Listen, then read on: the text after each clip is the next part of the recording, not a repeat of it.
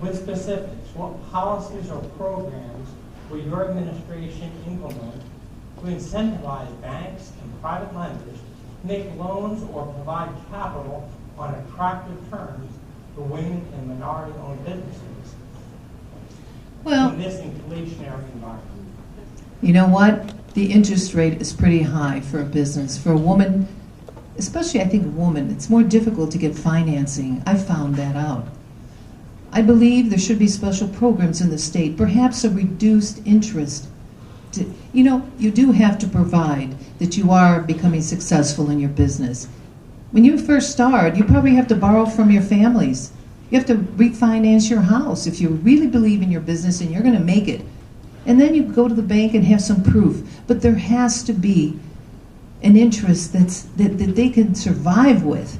And that's what's the problem. Remember when SBA was, 2%? All of a sudden it's 10% a few years ago, 9%? Business can't support that. We have to work with the people that are going into business and help them grow their business. So I believe if there's an incentive that we can work with the banks on special program for young business owners, and they're starting to build, let's say you've been in business a year or two and you're showing progress, you should be able to get a loan, not at a high rate. That's the difficult. Think about it. I built a business, I had to wait 12 years, and I had to prove that I had contracts, and that's what they want. There's got to be a better way for us to grow businesses here in Arizona, and I'm going What to... would you do to incentivize banks to extend loans at low rates to women and minority-owned businesses? Perhaps there's an incentive we could do, maybe take away a tax that they're paying. I don't know yet. I'd have to research that. I have to circle back with you on that. Okay? No, there's, you know what? You can't give an answer to some of these things. They're very complex. And we'd have to look what is possible, have meetings with some of these finance companies, and see what can be done. What can we do for Arizona businesses? And you know what? We've got to look at how to provide a workforce for these businesses, even if they're small or large. Because you know what? It ain't there. They went someplace else. Do you know where they went? I'll tell you where they went. We're buying differently. Did you notice the COVID? Everybody's buying on the internet. Oh, there, I see a sign. Oh, I didn't see it before. Thank you. Okay. Ken Ed Robeson. Thank you. Remember specifics. The first thing we have to do is acknowledge that the federal banking rules and regulation are the chief culprit for our inability to access capital. The big banks we can't get into because of federal regulations. And community banks have all sorts of state regulations that they have to deal with as well. So the first thing we have to do is look at the regulatory environment. And as governor, we can't change the federal regulatory environment, but we can certainly look at the state regulatory environment. I also think we can, as a specific, we could have a financial literacy program, because so many new business owners really need the just fundamental basics of how you go about trying to find and access capital. And if it's not through the banks because of the regulatory environment and their inability really to loan and to loan to small businesses, there are other ways to access capital, whether it's through family or family offices and others who are set up to help small businesses. But I think a financial literacy opportunity is important, not just for women-owned businesses, but for all businesses, any aspiring entrepreneur. And quite frankly, I think it should happen in the high school level, where our kids need to start to understand what it means to be financially literate, because we have so many young people that want to go into business, but they don't know the first thing about it. I also believe another incentive is a child care tax credit. Again, it is an issue that disproportionately impacts women and minorities when they are trying to start up a business, and that is something that the state can certainly do more with. So, thank you. Thank you. If we got rid of the income tax in this state, all women and minority businesses would be a lot better off. And you think about it, if they're able to take their dollars and invest in their companies, they would be a lot better off. As far as creating special incentives for the banks to provide to different classes in our society loans, I believe that we should have tax policies and regulatory policies that benefit everyone at the same time. I believe that a rising tide lifts all boats, and that one of the concerns I've had in Arizona particularly is the access to investment capital. And it's not necessarily just with the banks, it's investment capital. The state of New Mexico has more investment capital than the state of Arizona, and they're about a third our size. I think we've got to adopt policies, probably tax incentive policies, to incent more angel investors and those that are willing to provide startup capital for companies. But I also believe that at the state level and with our universities, there can be a lot of help with incubators to try to help small businesses that are just starting off to be able to have the skills, the tools, the assets that they need to be able to get off the ground and get that business going. Again, I want to provide those opportunities for all Arizonans because I believe that if everybody is succeeding, that's the best that we can hope for. Thank you. Can you do it? The regulatory environment is tough, yes. Cutting back the state regulatory environment on state banks and credit unions might help a lot in getting money to the small businesses, especially the women-owned small businesses and minorities that we're talking about. But like he said, I'd like it to go to anybody who wants to start a business. I'd like it to be fair across the board. I think if you're motivated, you want to own a business, you want to start a business, you should have access to some type of capital.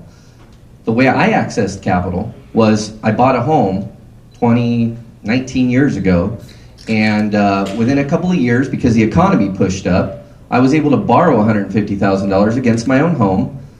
It was cheap, affordable capital at a low interest rate, and that's how I financed the start of my first business in Arizona that has now grown into 3 businesses in Arizona. That is the best way to do it, is to self-fund through your own liquid assets that you can tap and you can access. The way to learn how to do these things is really we need to have programs in school that are life skills programs that teach you how to build credit and essentially how to balance a checkbook and how to buy a home, buy a car, get credit cards, build them up for a couple of years, buy a home, wait for it to go up in value, borrow money against it. That's your quickest and easiest and best way to start a very small business and then grow it into something much bigger. That's what I learned. What does our administration do to incentivize investors or banks to finance small business, forgetting whether it's particular routes? To incentivize, well, I guess we would have to, as a state, have a program with the banks that we would step in if the program failed or they didn't pay the loan back, that we would step in and pay that loan back for them, I suppose. Because other than that, I don't know what else you could do to incentivize a bank. Because you can't incentivize somebody to invest in somebody that might fail. That's a tough thing to incentivize. I'm a lawyer. I only ask tough questions. That's what. You should see the questions Yeah. the judges ask me. Oh, I bet. I bet. Well, thank you. Yeah, thank you. Ken Logan. Thank you, Chris. So look, I think it's about identifying issues that need to be solved first. And so I would use the private activity bond financing to leverage tackling our stock of housing.